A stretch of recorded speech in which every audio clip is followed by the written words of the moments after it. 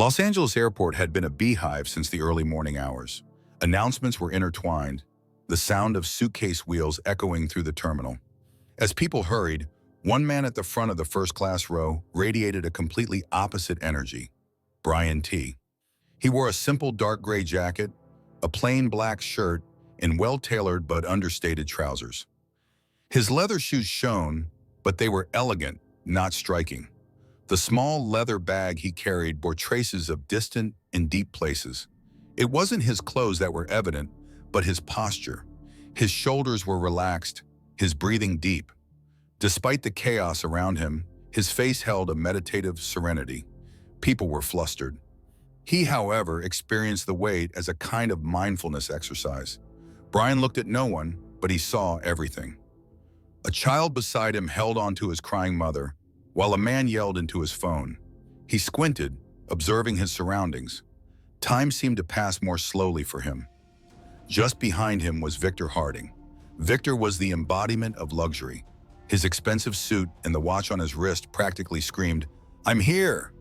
His shoes were polished, his perfume heavy. Every movement was like a stage rehearsal. He moved not to be noticed, but to make an impression. His eyes lingered on the plainly dressed man before him. His eyebrows furrowed. A condescending curve curled his lips. To him, Brian seemed like someone he shouldn't be. But he didn't know yet. This journey wouldn't be just a flight. This journey would change a life. Victor Harding, like everyone else in the first-year class, was confident, but he was a man who liked to be extremely visible. His gaze quickly scanned the desk. When his eyes landed on Brian T., his eyebrows raised slightly and his lips curled into a wry smile. "First class, huh?" he said in a condescending tone. "It's impossible to guess who's here now." Brian turned his head slightly, meeting his gaze. He was neither defensive nor uncomfortable. "Yeah, the world is full of surprises, isn't it?" he said simply, his voice unwavering. Victor had expected a sharper response, as if the man before him should be defending himself, explaining. But Brian's calmness instantly evaporated the significance of his words. This made him even more uncomfortable. He was determined to continue. "No offense, but," he said with a smile, "you don't usually see someone like you in first class. Such a simple style, rare." Brian said nothing. He bowed his head slightly, not looking away. He maintained a refined distance, not with indifference, but with politeness. Just then, the boarding process began. The line moved forward. They both prepared their tickets and proceeded. Victor walked with a powerful, imposing pace, as if he were walking on the runway. Brian, however, moved at the same leisurely pace. He paid no attention to the crowds, nor was he swayed by the other's urgency. A little twist of fate intervened when they entered the plane.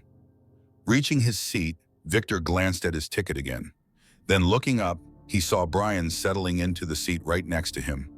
"You've got to be kidding me," he muttered to himself. His eyes rolled. Then he sat back in his seat and let out a cynical laugh. "Right here of all places?" Brian turned to him. He spoke with his calm, measured demeanor again. "Looks like we're traveling together," he said without a trace of irony in his voice.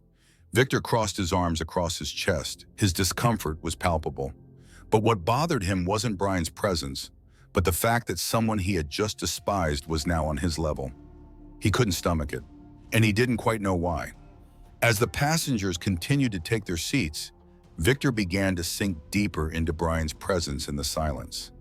Victor decided to break the silence, but his intention wasn't so much a friendly conversation as a way to gauge who he was. "What do?" he asked, his voice casual, as if he already knew the answer. Brian was placing his bag at his feet. He looked up, maintained eye contact for a few seconds, and replied simply, "I'm in the movie business." Victor raised his eyebrows, smiled wryly. Advertising? Small jobs?" Brian smiled slightly and shook his head slowly. "Similar to that." Victor laughed, but his laughter seemed more like a confirmation of his own superiority. "Interesting.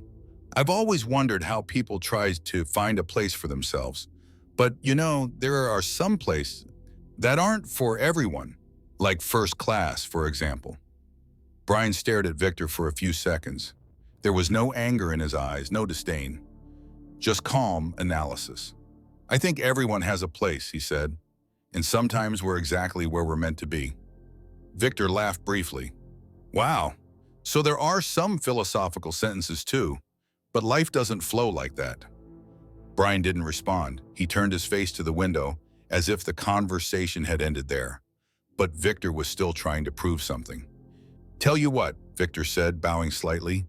You may be sitting here, but there are some things you can't even buy.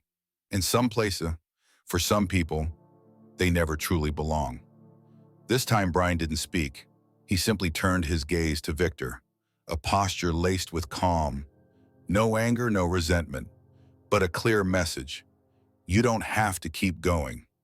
Victor, realizing he hadn't gotten the reaction he wanted, leaned back in his seat. He smiled and threw his head back. He felt superior. But the real power lay with the man who had remained silent at that moment. As time went on, what seemed like that small talk began to slowly change the atmosphere of the plane. And Victor didn't yet realize it. The plane had already taken off. In-flight service had begun. Stewardesses were offering drinks to the first-class passengers, and Victor continued to act as if he were center stage. Victor made sure to make himself prominent once again when the cabin service began. He raised his finger slightly and turned to the stewardess. "A glass of champagne, please," he said with a confident smile. "It must be something befitting the privilege of this seat." The stewardess was accustomed to such grandiose requests. She smiled professionally and bowed her head as she walked away. Brian was next. "Plain water, please," she said in a low voice. Victor turned immediately, narrowing his eyes with that familiar, condescending look. A wry laugh escaped his lips. "Water?" he said, almost laughing.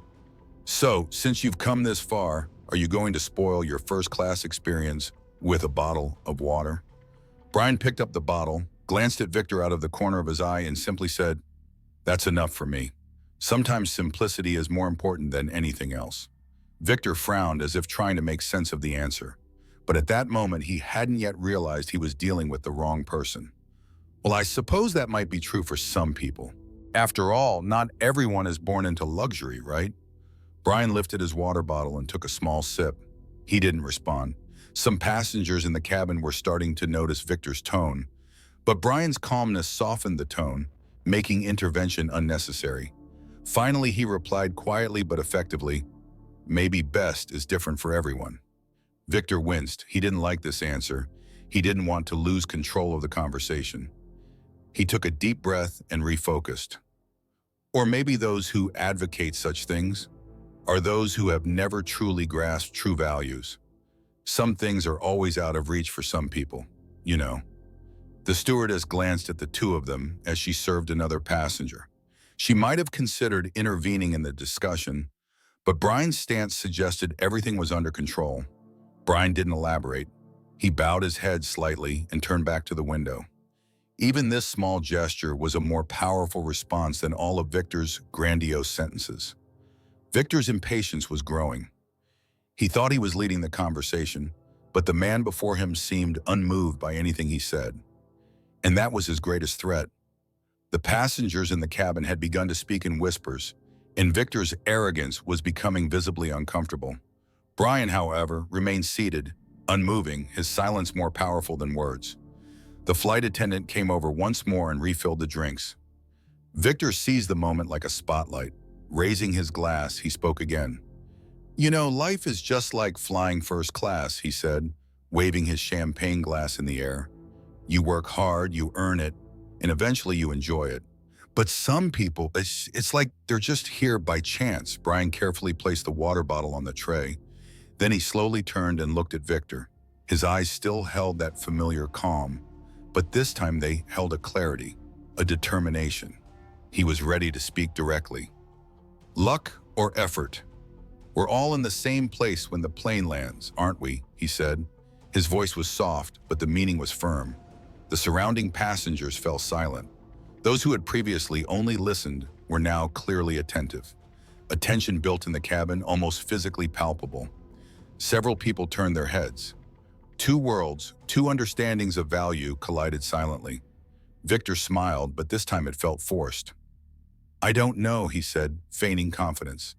Some of us just live on a higher plane. Not everyone understands the value of being here. Brian leaned forward a little, calmly folding his arms across his chest. He turned his gaze to Victor. Then gesturing around, he spoke softly. The true value of being here isn't what you have. It's how you treat others. The sentence hung in the air. For a moment, it was as if no one had taken a breath. Some passengers nodded slightly. A few glanced at each other with a vague expression of agreement on their lips. There was a quiet but definite truth in those words. Victor was aware of this reaction. He tried to laugh, but the shakiness in his voice gave him away. Good, good. First-year philosophy, huh? Maybe you'll give motivational speeches someday, huh? He said sarcastically. Brian replied with only a brief smile. Then he turned his face back to the front. He ended the conversation. There was no trace of rebuffment on his face, no sense of triumph, just the calm of a man who knew there was no point in arguing any further. At that moment, the winner of the conversation was clear, but Victor wasn't ready to accept it just yet. After Brian ended his speech, the air in the cabin grew heavy again. But this wasn't a moment when silence was empty. His stillness spoke louder than words. The surrounding passengers began to whisper softly. Some turned their heads toward Victor and frowned. A couple sitting a few seats back seemed to recognize Brian. They observed his poise and maturity with respect, saying nothing. Victor, however, was slowly beginning to feel the weight of the stairs. He couldn't lean back proudly like he used to. His posture was distorted. He still thought he was leading the conversation, but the atmosphere on the plane had turned against him. But he had no intention of giving up. As the stewardess cleared away the empty glasses, Victor spoke again, a little louder. You know what's funny? He said, still feeling the imprint of his champagne glass on his fingers. People who have nothing to show for themselves in life always talk about humility and simplicity. Have you ever noticed? Brian leaned forward slowly. His gaze was deeper this time, clearer. He locked eyes with Victor. I noticed, he said, and also that those who tell the most about what they have are the ones who feel the emptiest inside. The sentence echoed through the cabin. It was spoken in a voice that was never raised, but the impact was almost like a physical blow. Victor froze for a moment. He opened his mouth, but the words struggled to come out. He seemed trapped in his own arrogance. The passengers around them exchanged glances. Some nodded slightly, others sent Brian approving glances. There was a silent appreciation. Victor tried to compose himself. Look, I don't mean any disrespect, he said, his voice a little softer. But the world is competitive. No one will take you seriously unless you show yourself. That's the way it is. Brian leaned back. His voice remained just as calm. Maybe, but I think true success can't be explained. It shows itself. The sentence seemed to echo throughout the entire cabin. Some passengers wore thoughtful expressions. A few bowed their heads slightly in their seats. Brian wasn't speaking, he was simply holding up a mirror. The first-class section of the plane was now entirely focused on the silent conflict between the two men. Some passengers nodded discreetly at Brian's words, while others began to shoot harsh glances at Victor. This wasn't typical for someone like Victor. Usually he was admired, unquestioned. But right now, it wasn't his imposing presence that commanded attention, but the words of the calm man sitting opposite him. An older man sitting one seat back nodded slightly. His gaze clearly disapproved of Victor's attitude. Victor realized people were watching him. He was uncomfortable, but he didn't want to admit it. So instead of backing down, he attacked once more. Cheap philosophy, he snorted. Nice words, but the real world doesn't work that way. Brian turned his head and locked his gaze on Victor's. His face held that unwavering calmness again. The real world, Victor, is shaped by how people construct it. Then after a brief pause, he continued, and in the end, what determines who we are is how we treat others. These words echoed through the cabin. They created a small but profound tremor. Victor paused for a moment. He looked around. The whispers were more pronounced now. Some passengers were looking directly at him. Their expressions weren't curiosity, but judgment. Victor thought he had the upper hand, but Brian's simple words had begun to shift not only the perspective of this conflict, but also of others, perhaps even his own thoughts. The tension in the cabin was palpable. Victor crossed his arms across his chest. He tried to remain rigid, but the tension in his hands showed. He wasn't comfortable. Brian, however, remained relaxed even amidst all this pressure. He straightened his back, turned to Victor, and broke the silence. "You know, Victor, I understand you. The world can be really competitive, but sometimes the need to prove something to others comes from a deeper place." He paused for a moment. Without looking away, he added, "out of insecurity or an internal struggle." Victor frowned. He looked as if he couldn't quite grasp what he was hearing. "Internal struggle, Dewey," he said, laughing. "Oh, come on, where did you get that?" But the laughter in his voice wasn't so confident anymore, because Brian's words had touched on some truths Victor had been trying to suppress. "I don't know where you got that from, but you're completely wrong," Victor said, his voice rising a little. Brian just nodded slightly. "Maybe, but I've known those people, those who measure success solely by external factors. When you dig deeper, they're actually trying to compensate for something they lack within." The words struck Victor in a way he never expected. He fell silent for a moment. His fingers moved to the wedding ring on his left hand. He twirled it around as if he hadn't even noticed. Then he pulled himself together and stood his ground. "I'm not like that. I earned everything tooth and nail. I don't need anyone to tell me how to live." Brian remained silent. It was as if he was waiting a moment for the right words to pass. Finally, he locked eyes with Victor. "I'm not saying you haven't worked, Victor, but sometimes we get to the point where we get so focused on showcasing what we have that we forget to look within." He paused, then asked, "Who are we without all this?" Victor's lips tightened. He swallowed. The sentence echoed in his mind like an echo that pierced him, but he refused to acknowledge. But he replied with a touch of irony, "We are what we are by building it. We are nothing without what we have." Brian kept his gaze on him. This time, his face was more serious. "I don't think so. It's not what we accumulate that defines us. It's what we do for others. In the end, it's not what we show the world, but what we carry within us that matters." He touched his chest lightly with his fingertips. He wasn't speaking word for word. The emotions he was feeling were radiating throughout the cabin. Some passengers nodded without noticing. The words touched their hearts like echoes. Victor was now on the verge of his own anger. "That's easy to say," he said, and started to stand up. "You don't know what I've been through. You don't know what I've given up to get here," Brian replied, his voice steady but his tone firm. "You're right, I don't know your story, but I do know this. The more a person talks about success, the more they're running away from something deep down inside. Fear, insecurity, or loneliness." The sentence fell on Victor like a stone. The man froze, his face flushed. Whether it was anger or shame, he didn't know. His fists were clenched. His eyes were trembling. And then it exploded. He jumped to his feet abruptly, his champagne glass crashing to the ground. "I don't know who you think you are, but do you think you're better than me?" he shouted. "Do you sit there with all that wisdom and make yourself sound wise? But you don't even know the truth of life." Everyone in the cabin fell silent. All eyes were on them. Brian remained seated. He remained calm. But now everyone realized, the louder Victor's voice, the deeper Brian's words.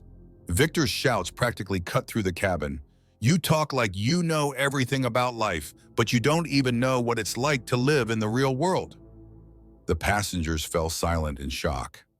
Some averted their eyes, some turned their heads, but everyone had the same expression: shock and shame. A flight attendant quickly approached, trying to calm the situation. Brian remained seated. His eyes were still fixed on Victor, but there was neither superiority nor anger in them, just unwavering calm. He waited for Victor's anger to subside. Then he spoke quietly. "I don't think I'm superior to you, Victor." His voice was neither judgmental nor defensive. He simply remained still. "But sometimes we need to stop and think about the things that truly matter. And there's one thing I believe. You don't have to prove anything to anyone." These words touched Victor unexpectedly. His breathing became ragged, his eyes narrowed. He sank back into his seat, not in anger, not in defeat this time, in embarrassment. A heavy silence fell throughout the cabin. Brian's words were reflected back to Victor, not like a slap, but like a mirror. Victor bowed his head, no longer angry, just shaken. Somewhere deep inside, he had begun to question for the first time. Brian, meanwhile, stared out the window next to him, calm, as if nothing had happened. But everyone knew something had happened. A short time later, the stewardess returned. This time, her tone was different, more striking. "Mr. T, your captain has confirmed your connection in Tokyo.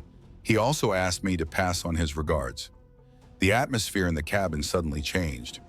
"T?" A passenger in the seat next to him whispered. "Brian T? The actor."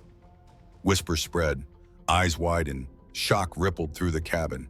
Victor froze in place. "T?" he whispered to himself, his eyes slowly returning to her. "Brian T." Brian smiled slightly and thanked the stewardess. Then he turned his head to Victor. His eyes held that soft, yet profound expression again. "Is something wrong, Victor?" His voice remained calm. Victor's lips parted, but the words didn't come. He realized the surrounding passengers' eyes were on him. Some were curious, others openly judgmental. But most of all, what spoke to him was what he felt inside: shame. Up until that moment, he had judged the man beside him without caring who he was. Now, despite knowing the truth, all that remained was a shame that his actions couldn't change. Brian locked eyes with Victor. With only a brief smile, he asked, "Are you just realizing you were wrong, Victor?" Victor wanted to say something. His mouth opened, but the words caught in his throat. He looked around. Every passenger he caught sight of wore either curiosity or outright disappointment. His shoulders slumped. He sank into his seat. He was uncomfortable. His eyes were fixed on the floor. His voice was hoarse and stuttering. I didn't know, that you were—" He swallowed. "If I'd known who you were—" Brian remained calm, but this time there was a slight determination in his voice. "It doesn't matter," he said. "I don't wear my name like a business card. I don't need to." Victor was silent for a moment. Then, his voice trembling, he said, "Look, I didn't mean any harm. I really did. I only said all this because I didn't know you." Brian took a deep breath. He leaned forward so I told. This time his voice became a little deeper. "Victor, if what you say doesn't change its meaning after you know who someone is, how you acted beforehand speaks volumes. True value isn't about a name, but how people treat each other." These words struck Victor right in the heart. He couldn't speak. He averted his eyes from Brian. The other passengers in the cabin were now paying closer attention, as if they wanted to learn something from this exchange. Brian spoke one last time, as if a lecture, but never condescending. "Life is hard enough as it is, Victor. People don't need to try to put others down and to make themselves look bigger." Victor nodded this time, silently. He was no longer in the mood to object. It was as if, for the first time, he truly thought about what he had said, the choices he had made, the pride that gnawed at him. Brian leaned back in the seat. The conversation was over, but the impact was only just beginning. Victor still hadn't moved. He stared at his hands. It was as if he were reliving every sentence, every look, every silence in his mind. That flight was no longer an ordinary journey. Victor had confronted not only Brian but himself. On this journey, which he embarked on in an attempt to exaggerate himself, he had actually exposed his inner emptiness the most. And the moment he realized this, everything began to change. Victor sat motionless in his seat. The arrogant air he'd carried at the beginning of the journey had completely vanished. A quiet embarrassment had taken its place. He didn't dare raise his eyes to Brian or the passengers around him. As the minutes ticked by, Brian's words continued to play in his mind. His words were simple, yet so profound. Victor began to question his own behavior. How many times had he judged someone without even knowing them? How many times had he judged them based solely on appearances? "Maybe he's right," he muttered, without even realizing it. He glanced sideways at Brian. He was calmly reading a book by the window, as if nothing had happened. But perhaps this was what impressed Victor the most. A man who spoke with no effort to prove himself, simply with his presence. As the plane began to descend, Victor finally mustered his courage. His eyes still cast down, he spoke in a whisper. "I need to apologize." not just for finding out who you are. I acted like a self-important fool. Brian turned his head. His expression, as always, was serene and sincere. After a short silence, he spoke softly. Thank you for your apology, but more importantly, I hope you learned something from this. Victor nodded, for the first time, as if he truly understood. Brian continued, his voice soft, almost like a prayer. Sometimes the thing we seek most in the world is what we find least within us. I hope you discover what truly matters too. Victor remained silent, but this time there was a stirring within him. Brian's words echoed not just in his mind, but in his soul. This moment, if he let it, could be the beginning of something that would change his life. The plane doors opened. Passengers began to disembark. Victor paused for a moment as he stepped into the terminal. Brian was walking ahead. A few passengers had noticed him and politely greeted him. Brian smiled at them all, unhurried and genuine. There was no arrogance, no ostentation in him. A simple yet profound dignity, a gravity that suited him perfectly. Victor looked down. His hands were still tense, but the feeling running through him was different this time. A kind of hope. Maybe this meeting wasn't a coincidence, Vidi thought. Maybe this was a chance to start over. And it was there, watching after that man as he blended into the crowds of the terminal, that Victor finally understood. True worth isn't measured by status. It's measured by how you treat people. Brian's words still echoed in his mind, not a whisper, like a compass. That encounter on the plane wasn't just an argument between two people. It was the story of transformation, confrontation, and an inner awakening. Remember, true success is measured not by showing off your accomplishments, but by the impact you leave on the world and in the hearts of others. And the next time you pass judgment on someone, choose respect and humility. Because the world is noisy enough. The people who make a difference are the ones who do what's right quietly.